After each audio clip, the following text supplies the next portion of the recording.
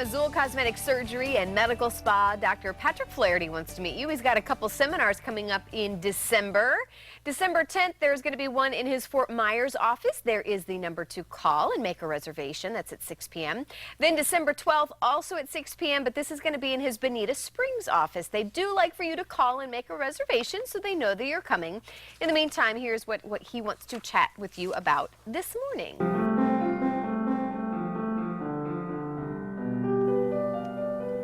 From Azul Cosmetic Surgery and Medical Spa, I'm so happy to welcome back to the show once again Dr. Patrick Flaherty. Good morning, doctor. Morning, Carly. Good to see you again. Good to see you.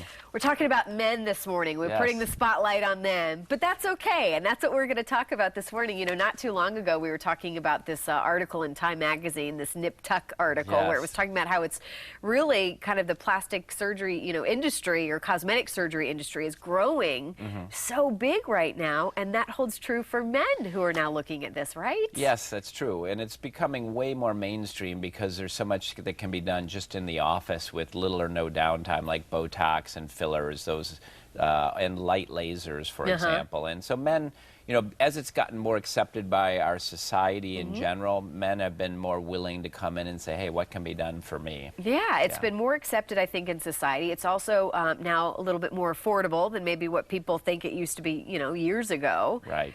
So what are the most popular procedures for men that you're seeing? What do they like to have done? Yeah, so I think Botox is a big one for men because, you know, as you know, we get the frown lines between our brow and the kind of the worry lines in the forehead, and you know, just a little bit of injection. You know, men, you always say men are wimps compared to women, and that's kind of true. So they want to start easy, you know, and with Botox we use really small needles now, so you hardly feel it at all.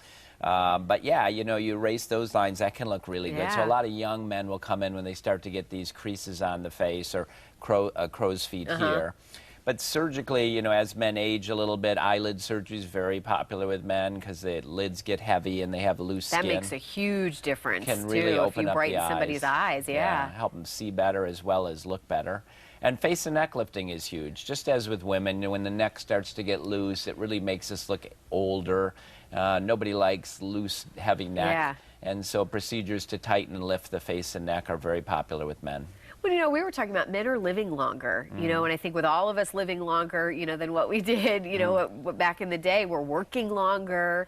I know something you hear a lot about is being competitive in the workplace. Yeah, I mean, that's a big thing. You know, we are living longer and our careers have been extended as a result of that, you know, work-wise, so people want to compete in the workplace and obviously looking their best. There's no question there's really good scientific evidence that shows that people who look better do better at work. They make more money, get more promotions, and are more successful. Well, and I think that boils back to confidence. I mean, if you're feeling good about yourself, I mean, there is something, when you're a confident person, I mean, the world is yours, I feel. I agree. I think if, you know, if it helps them feel better about themselves, then it can help every facet of their life.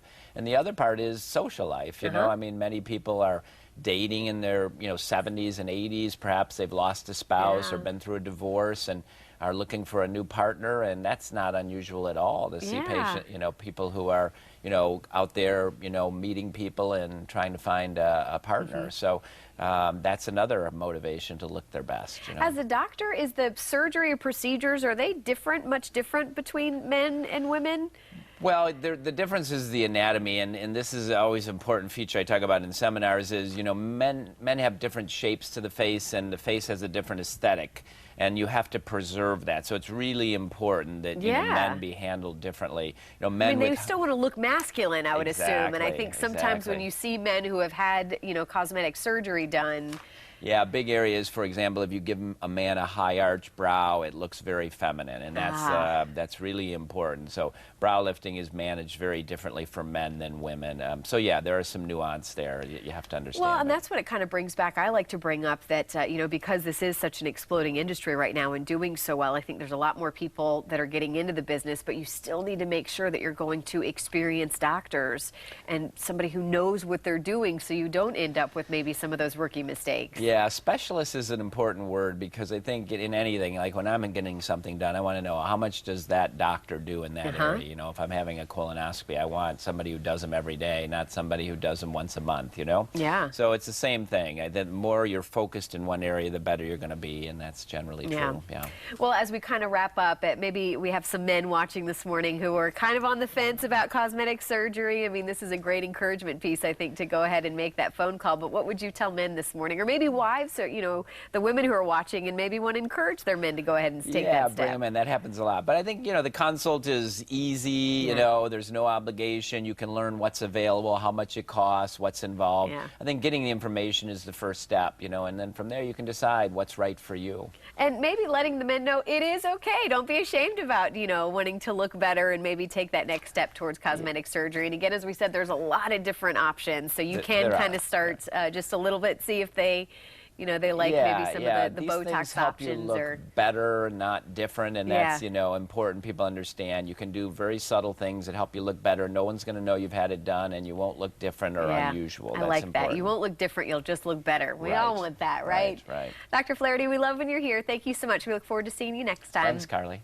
We, of course, will put all that info on our website as well, fox4morningblend.com. And here's something to be thankful for. There is a special offer. You can get $100 off of Botox products and fillers with nurse injector Britton Stein. So make sure you take advantage of that as well.